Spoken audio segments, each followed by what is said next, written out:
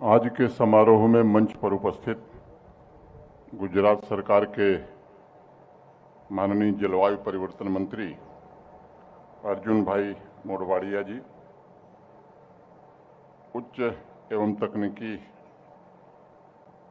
शिक्षा के मंत्री आदरणीय विकास भाई छांगा जी, माननीय जसू भाई राठवा साहब, माननीय शैलेश महतो जी, जगदीश भाई प्रजापति जी, श्रीमती गायत्री महिला जी, माननीय अनिल धामेलिया जी, भरत भाई, सभी सम्माननीय बंधुओं, सभा में उपस्थित बहनों और भाइयों, नौजवान मित्रों,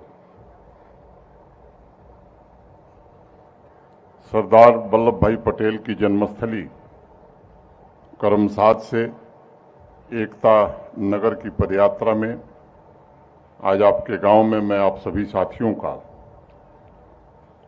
अभिनंदन करता हूं और सबसे पहले सरदार वल्लभ भाई पटेल के चरणों में शीश नवाता हूं। ये मेरा परम सौभाग्य है कि इस महत्वपूर्ण कार्यक्रम में भारत सरकार के युवा कल्याण मंत्रालय की वजह से मुझे उपस्थित होने का सौभाग्य प्राप्त हुआ है। सरदार वल्लभ भाई पटेल की 150वीं जयंती के ऐतिहासिक अवसर पर आयोजित यह पदयात्रा सरदार साहब के आदर्शों, उनके मूल्यों, उनके सिद्धांतों और उनकी शिक्षा पर चलने का एक संकल्प है। यह पदयात्रा भारत निर्माण के सामूहिक संकल्प का भी एक प्रतीक है। यह पदयात्रा युवा ऊर्जा के साथ विकसित भारत के निर्माण को गति देने की प्रतिबद्धता का भी प्रतीक है। यह पदयात्रा इस सदी को भारत की सदी बनाने की हमारी आकांक्षा का प्रतीक है। यह पदयात्रा सरदार साहब के एक भारत श्रेष्ठ भारत के संकल्प और समता के दर्शन को साकार करने का प्रतीक है। आज अगर भारत अपने आप को दुनिया का सबसे बड़ा लोकतंत्र कहने में गौरव महसूस करता है तो निश्चित रूप से उसके पीछे सरदार पटेल के आदर्श और उनके विजन की सबसे बड़ी ताकत रही है। आज अगर भारत विविधता में एकता को अपनी सबसे बड़ी पूंजी और उपलब्धि मानता है तो उसके पीछे भी एक भारत श्रेष्ठ भारत निर्मित करने वाले सरदार वल्लभ भाई पटेल का दृढ़ संकल्प ही है। आज अगर भारत की परंपराओं, संस्कृतियों और विरासत को समृद्धि के एक ही धागे में देख करके स्वाभिमान अगर हम में पैदा होता है तो उसके पीछे भी सरदार वल्लभ भाई पटेल की फौलादी दृढ़ता है। आज अगर कश्मीर से लेकर कन्याकुमारी तक राष्ट्रीय मानस एक होकर विकास धारा के साथ प्रवाहित हो रहा है तो उसके पीछे भी सरदार पटेल का साहस है। सरदार पटेल को मैं भारत का आत्मविश्वास, भारत का स्वाभिमान, भारत का पराक्रम और भारत का पुरुषार्थ मानता हूँ। हमारे यहाँ भगवत गीता में कहा गया, दिवि सूर्य सहस्त्रस्य भवेदग् पदुद्यथा यदि वा सदृशी यथा स्याभदा सतस्त महात्मनः। यदि आकाश में हजारों सूर्य एक साथ उदय हों तो उनका प्रकाश शायद परम पुरुष के तेज की बराबरी न कर सके। उस भावना से अगर देखा जाए तो भारत माता के मस्तक पर शोभित तारों में सबसे चमकता हुआ तारा सरदार पटेल ही दिखाई पड़ते हैं और एक संत की तरह सूर्य की शक्ति के द्वारा उन्होंने भारत की 562 रियासतों को भारत में विलय कराकर ये सुनिश्चित किया कि एक आजाद, मजबूत और विशाल लोकतंत्र विश्व में अपनी प्रतिष्ठा पुनः कायम कर सके। एक बार यरवदा जेल में सरदार पटेल से महात्मा गांधी जी ने पूछा कि राष्ट्र की स्वाधीनता के पश्चात आप कौन सा पद लेना चाहें। इस पर सरदार वल्लभ भाई पटेल का जो उत्तर था, उन्होंने कहा कि मैं साधु बनना पसंद करूंगा। सरदार पटेल का यह जवाब इस बात का प्रमाण है कि कि उनके शरीर का कण कण और जीवन का क्षण क्षण भारत की स्वाधीनता और उसके उत्कर्ष के लिए उन्होंने समर्पित किया। अपनी अदम्य इच्छा शक्ति, स्पष्ट दृष्टिकोण, निस्वार्थ कर्मठता तथा कुशल संगठन शक्ति के बल पर उन्होंने ये सुनिश्चित किया कि अखंड भारत का सपना हकीकत में तब्दील हो सके। आज वडोदरा की इस पुण्य भूमि पर मैं ये बात कहना चाहूँगा कि अगर सरदार पटेल न होते तो शायद भारत का भूगोल खंडित हो गया होता। ये मेरा दृढ़ विश्वास है कि सरदार पटेल के अलावा उस समय किसी अन्य व्यक्ति के भीतर वो दृढ़ इच्छा शक्ति नहीं थी जो विभिन्न रियासतों को एक साथ जोड़ करके भारत को एक बना के रख सकता था। अगर सरदार पटेल न होते तो शायद जम्मू कश्मीर और हैदराबाद की कहानी भी कुछ और ही होती। मैं ये भी मानता हूँ कि सरदार पटेल के पास अगर जम्मू कश्मीर की जिम्मेदारी उस समय रही होती तो शायद 6 दशकों से भी ज़्यादा समय तक वह समस्या नहीं बनी रहती जो वहाँ के लोगों ने झेली है। पत्रकार और लेखक दुर्गादास जी ने लिखा है, and I would like to quote, he was essentially a man of action and his philosophy in life may be summed in the words, why not create history rather than waste time writing it। वह मूलतः कर्मठ व्यक्ति थे और उनके जीवन दर्शन को इन शब्दों में अभिव्यक्त किया जा सकता है, इतिहास लिखने में समय बर्बाद करने के बजाय उसका निर्माण क्यों न किया जाए। और सचमुच में सरदार पटेल ने एक नया इतिहास रच करके दिया। जम्मू कश्मीर को सीधे तौर पर जिम्मेदारी न संभालने के बावजूद सरदार पटेल ने सुनिश्चित किया कि जम्मू कश्मीर भारत का हिस्सा बना रहे। शुरुआत से ही सरदार पटेल ने यह कह दिया था कि हम जम्मू कश्मीर की 1 इंच भूमि भी पाकिस्तान को नहीं देंगे। और सरदार पटेल के शब्द थे, मैं एक बात स्पष्ट करना चाहता हूं कि हम कश्मीर का 1 इंच भूभाग भी किसी और को नहीं देंगे। पूर्व प्रधानमंत्री जी की नीतियों का विरोध करते हुए उन्होंने कहा था, हमें कभी संयुक्त राष्ट्र संघ नहीं जाना चाहिए था। 4 नवंबर 1948 को नागपुर में अपने भाषण के दौरान सरदार पटेल ने यह भी कहा कि कश्मीर समस्या का समाधान हैदराबाद की तरह ही किया जा सकता था। एच.वी. कामत ने अपनी पुस्तक में लिखा है और मैं उसे उद्धृत करना चाहता हूं आपके बीच। सरदार पटेल ने एक बार अपनी आवाज में उदासी के भाव के साथ मुझसे कहा था कि अगर जवाहरलाल जी और गोपाल स्वामी अयंगर ने कश्मीर को अपना निजी क्षेत्र न बनाया होता और उसे मेरे गृह और राज्य विभाग से अलग न किया होता तो वे इस मुद्दे को उतने ही उद्देश्यपूर्ण ढंग से निपटाते जितना उन्होंने हैदराबाद समस्या को पहले ही निपटा दिया था। जम्मू कश्मीर के लिए तत्कालीन सरकार के मुखिया स्पेशल प्रोविजन के पक्ष में थे, लेकिन सरदार साहब उसके विरोध में थे और उन्होंने कहा भी कि भविष्य इस बात पर निर्भर करता है कि हमारी ताकत क्या है, हमारी क्षमता क्या है, और अगर उस ताकत पर हमें स्वयं विश्वास नहीं है तो हम एक राष्ट्र के रूप में अस्तित्व के लायक नहीं रह जाएंगे। मित्रों, मैं समझता हूं कि सरदार पटेल ने बड़ी बेबाकी से अपनी बात उस समय भी रखी थी, क्योंकि वो चाहते थे कि जम्मू कश्मीर से जुड़े विषय भी उनके मंत्रालय के द्वारा देखा जाए। जो समस्याएं, चुनौतियां हैं, उन्हें देश की अन्य रियासतों की तरह ही सुलझा लिया जाए। लेकिन किन्हीं कारणों से उस समय के मुखिया और उनके इशारे पर चल रहे गोपाल स्वामी को यह मंजूर नहीं था।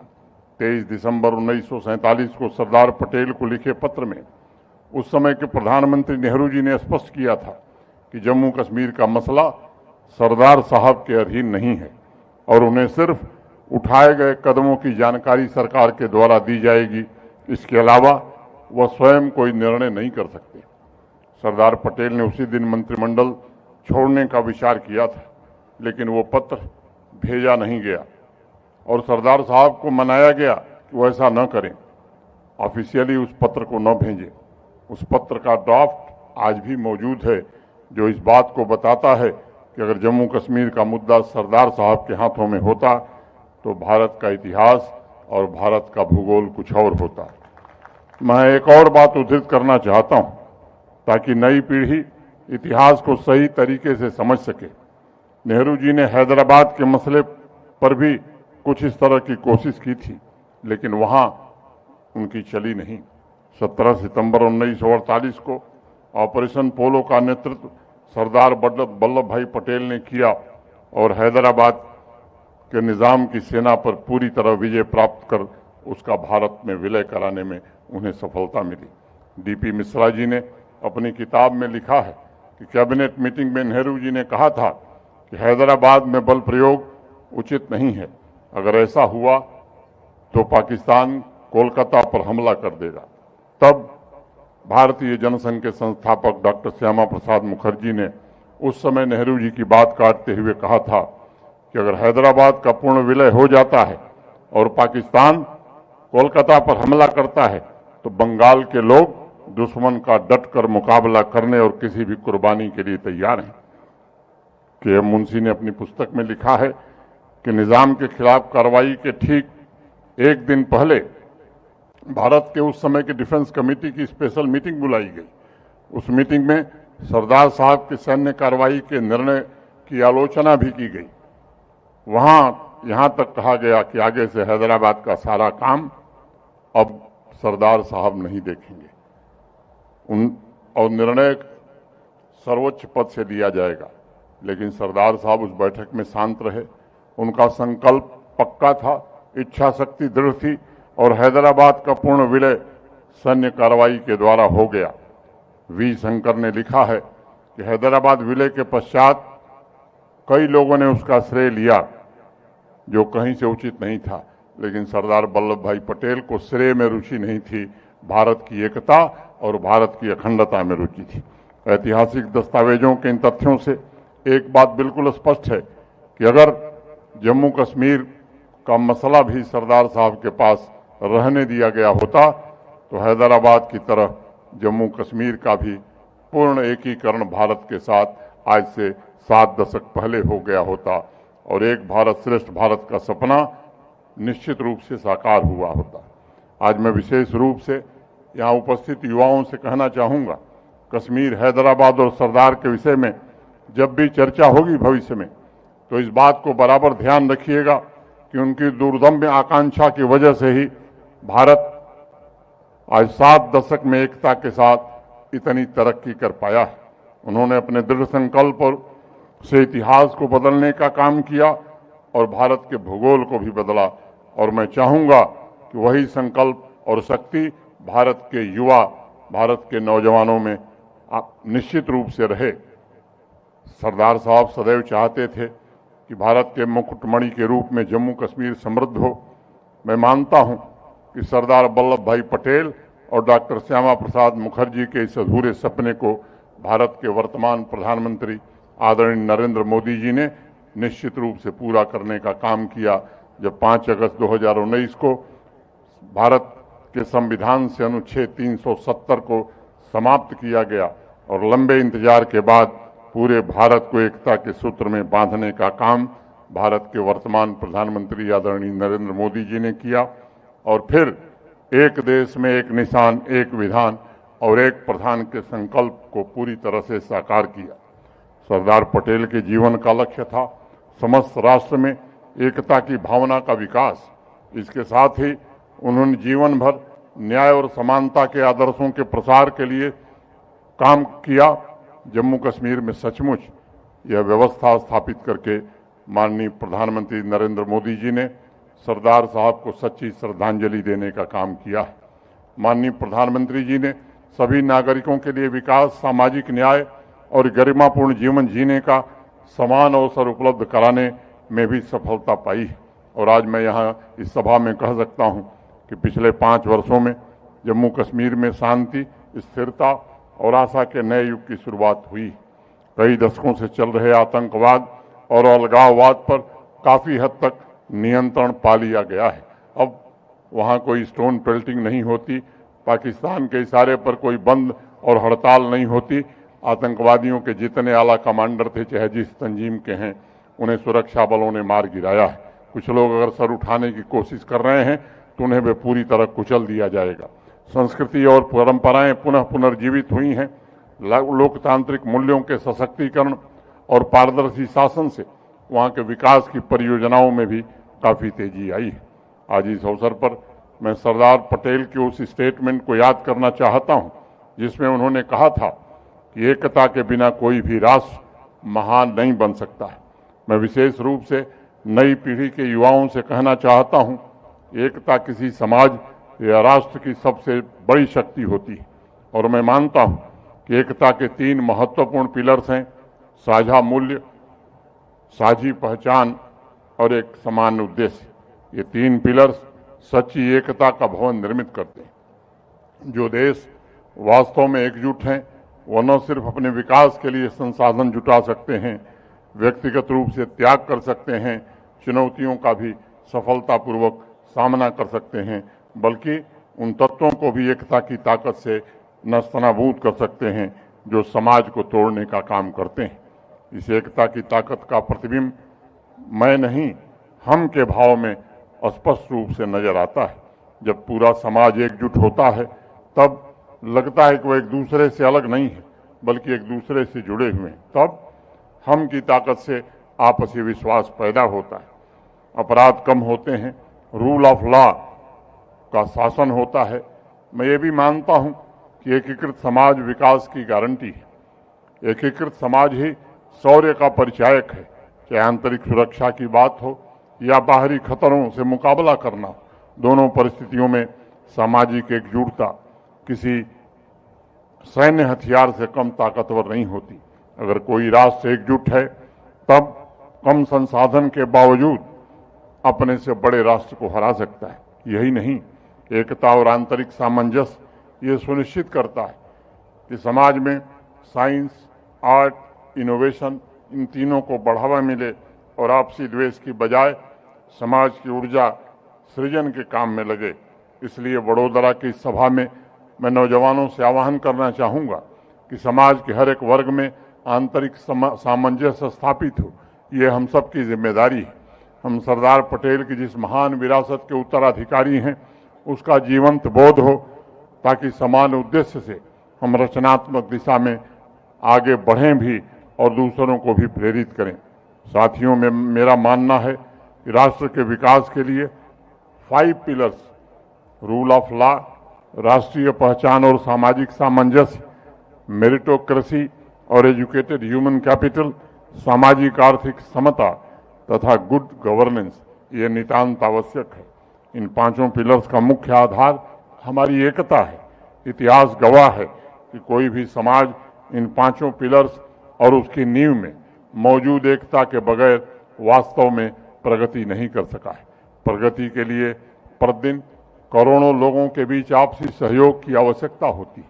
इसलिए एकता को मैं राष्ट्र का अदृश्य नहीं दिखने वाला इंफ्रास्ट्रक्चर मानता हूं, जो निरंतर हमारी प्रगति को सुनिश्चित करता है। इसी एकता के लिए भारत के माननीय प्रधानमंत्री आदरणीय नरेंद्र मोदी जी ने 300 समाप्त करने के अलावा 1 नेशन 1 टैक्स के रूप में जीएसटी लागू किया।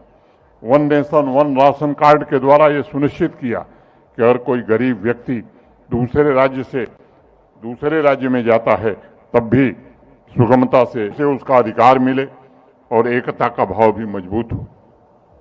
माननीय प्रधानमंत्री जी ने 1 नेशन 1 हेल्थ कार्ड द्वारा भी ये सुनिश्चित किया कि सामान्य नागरिक को देश के किसी भी कोने में स्वास्थ्य की सुविधा मिल सके, ताकि एकता का मंत्र उसकी चेतना का अहम हिस्सा बन सके। आज अगर मध्य प्रदेश का कोई नागरिक वडोदरा में काम कर रहा है तो उसे राशन भी मिलेगा और आयुष्मान कार्ड से उसके स्वास्थ्य को सेवा भी मिलेगी। दशकों तक देश के अलग अलग राज्यों में बिजली सप्लाई की अलग अलग लाइनें थी। एकता के मंत्र के साथ माननीय प्रधानमंत्री जी ने 1 नेशन 1 ग्रिड के संकल्प को भी साकार किया। राष्ट्रीय शिक्षा नीति, डिजिटल इंडिया मिशन, गति शक्ति, एक भारत श्रेष्ठ भारत के कार्यक्रम, हर घर तिरंगा, वंदे मातरम, काशी तमिल संगम, मेरी माटी मेरा देश, ऐसे अनेक कार्यक्रम और आयोजनों ने देश की एकता को मजबूत बनाया है और माननीय प्रधानमंत्री जी ने उन सभी सपनों को साकार किया है जो सरदार साहब ने कभी देखा था। आज की पदयात्रा में अपनी बात पूरी करने से पहले मैं एक बात कहना चाहता हूं। सरदार पटेल साहब की 150वीं जयंती के साथ साथ पूरा देश वंदे मातरम का भी 150वां वर्ष मना रहा है। आपके बीच ये बताते हुए मुझे प्रसन्नता हो रही है कि जम्मू कश्मीर की कुल आबादी देश की आबादी की महज 1% है, लेकिन अभी जो नेशनल रैंकिंग के परिणाम आए उसमें जम्मू कश्मीर पूरे देश में पहले नंबर पर है और जो टॉप 10 सर्वोच्च जिले हैं उसमें 9 जिले जम्मू कश्मीर के हैं और देश का पहला जो फर्स्ट डिस्ट्रिक्ट है वो भी किश्तवाड़ जिला, वो भी जम्मू कश्मीर का है। तो ये 370 हटने का परिणाम है, माननीय प्रधानमंत्री जी के नेतृत्व का परिणाम है। मैं एक बात और कहना चाहूंगा कि आने वाले 22 वर्ष हम सबके लिए, पूरे भारत के लिए बड़े महत्वपूर्ण हैं, क्योंकि तभी हम आज़ादी का शताब्दी वर्ष 2047 में मनाएंगे और विकसित भारत के लक्ष्य को हासिल करने का हमारा सपना भी पूरा होगा। इन 2 दशकों में हम सभी को एकता के मंत्र के द्वारा सामाजिक सामंजस्य को प्राथमिकता देकर विकसित भारत के संकल्प को पूरा करना है, भारत के निर्माण को गति देनी है और 21वीं सदी भारत की सदी बने, इसके लिए हम सबको जुट जाना है। तो मैं आप सबसे निवेदन करूंगा कि आइए इस पवित्र दिन पर, इस यात्रा में हम संकल्प लें कि हम प्राण से जुट करके 2047 तक भारत को एक विकसित राष्ट्र बनाएंगे और 21वीं सदी भारत की सदी बनाकर सरदार वल्लभ भाई पटेल के सपनों को पूरा करने में जुटेंगे। यही निवेदन करते हुए मैं आप सबके प्रति हृदय से आभार व्यक्त करते हुए अपनी बात यहीं पूरी करता हूं। बहुत बहुत धन्यवाद। जय हिंद, जय भारत। धन्यवाद महोदय।